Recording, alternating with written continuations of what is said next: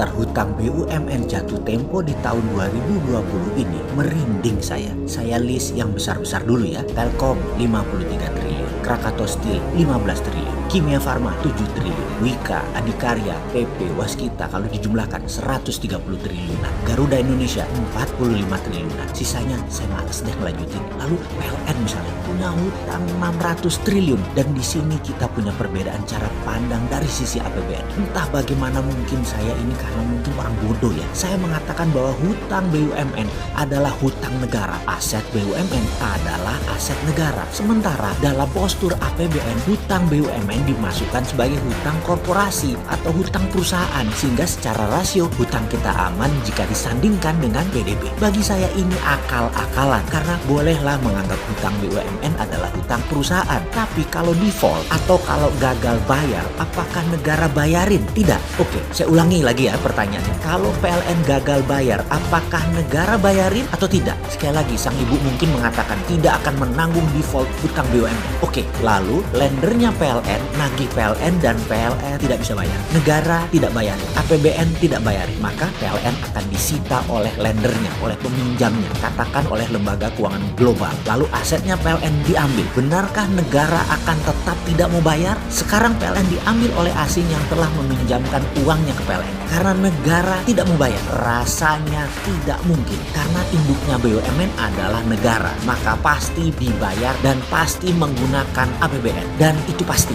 Harusnya hutang BUMN dimasukkan ke dalam APBN. Jujur, bagi saya pribadi, kalau benar pengelolaan keuangan negara mau jujur, BUMN adalah milik negara, masukkan hutang BUMN kepada APBN. Juga berikut asetnya dicatat di APBN. Inilah yang membuat saya jauh-jauh hari menyatakan ketidaksetujuan saya terhadap negara berbisnis. BUMN sebaiknya bukan kementerian. Yang kedua yang bikin saya mangkel lagi adalah urusan Konawe dan Morowali, yaitu tambang nikel di Sulawesi Tenggara. Memang di WA akhir-akhir ini ada tulisan beredar seakan-akan dari mantan menteri yang terdahulu, menteri senior yang memuji pertumbuhan ekonomi wilayah tambang nikel. Ada 50.000 tenaga kerja Indonesia di sana, di mana tenaga kerja asingnya yang dari Tiongkok itu hanya bekerja sektor konstruksi. Setelah selesai konstruksi mereka pulang. Investasi tumbuh dan pendapatan daerah menjadi tumbuh luar biasa. Begitulah dia menulis. Tadinya saya mau diam aja, tapi kok sepertinya jadi kayak bener tindakan itu. Ya terpaksa kita buka-bukaan lagi. Pertama saya minta izin dulu ya. Urusan tambang jangan ragukan pengetahuan saya walaupun hanya sedikit. Namun dua perusahaan tambang saya yaitu CaOH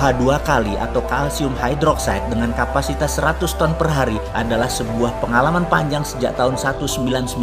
Kemudian pabrik litium kecil, belum skala komersial, namun cukup buat memahami apa itu dunia pertambangan, smelter, hingga proses pemurnian sampai finish produk. Pertanyaan pertama, apakah smelter nikel Konawe itu sampai pada tingkat finish produk atau hanya merupakan aktivitas untuk pembersihan impurity saja? Maksudnya bagaimana? Menurut saya, smelter modelnya di NPI atau nickel pig iron itu akal-akalan Tiongkok. Itu mesin banci, bener, mesin banci. Hanya membuang silikat dan unsur-unsur pengotor lainnya yang tidak memiliki nilai ekonomis. Namun, nikel, fero, litium, kobalt, dan mineral rare earth lainnya dalam fraksi yang sangat kecil tetap tidak terbuang. Ini terangkut. Jadi masih terkandung di dalam logam raw nikel ini. Saya katakan raw atau mentah karena by all standar kadar nikel di dalam NPI ini sangat rendah jika kita menggunakan benchmark produk ferronikel sebagai standarnya. Sementara yang dibayar dari produk NPI nickel pig iron ini hanya percentage kandungan unsur nikelnya saja yang notabene kecil kandungannya. Sementara besi atau ferro yang menyertainya tidak dihargai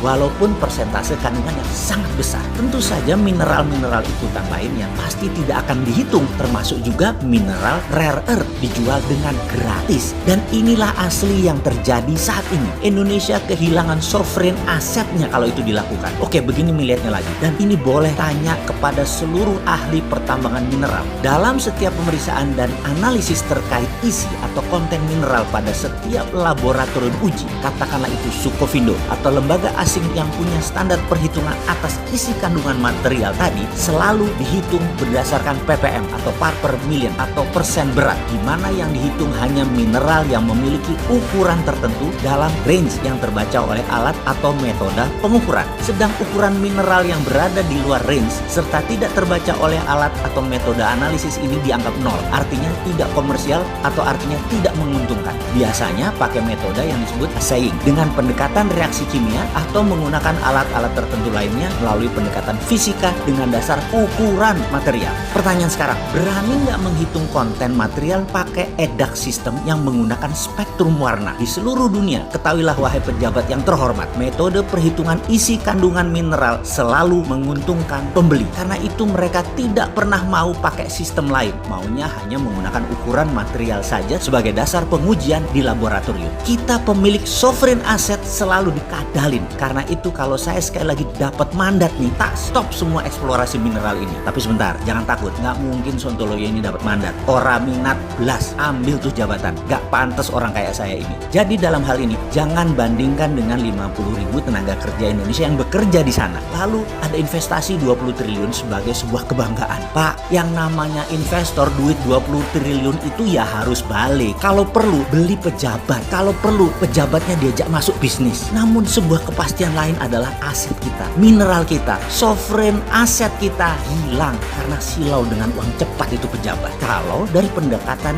income statement sekarang, kehadiran investasi asing merupakan subjek pajak dan royalti terkesan sangat menjanjikan. Namun coba lihat dari kacamata lain, untuk setiap material seperti biji nikel laterite ini, jangan hanya dilihat dari komoditi dagang atau trade commodities. Coba lihat dari kacamata mineral strategis. Mineral strategis pendekatannya bukan komoditi dagang yang dicatat sebagai revenue dalam income statement negara, tapi dicatat sebagai sovereign asset yang ada di balance sheet negara. Kalau dicatat sebagai sovereign asset, manfaat nikel di Morowali dan Konawe bukan untuk 50.000 orang, tetapi buat 5 juta manusia Indonesia. Lupa, tapi pejabatnya yang jadi pengusaha gak dapat apa-apa. Maaf, lanjut deh lo, monggo, kata dia. Ya mending buat 50.000 orang lalu dibungkus propaganda agar terlihat pahlawan. Walau aset hilang, kan rakyat nggak tahu apa-apa tentang sovereign asset ini. Rakyat toh masih bodoh. Bahkan dikasih duit 400.000 per hari untuk ngebuzzer yang kesannya beda dengan apa yang dijalankan pemerintah. Pokoknya serang, banyak yang mau.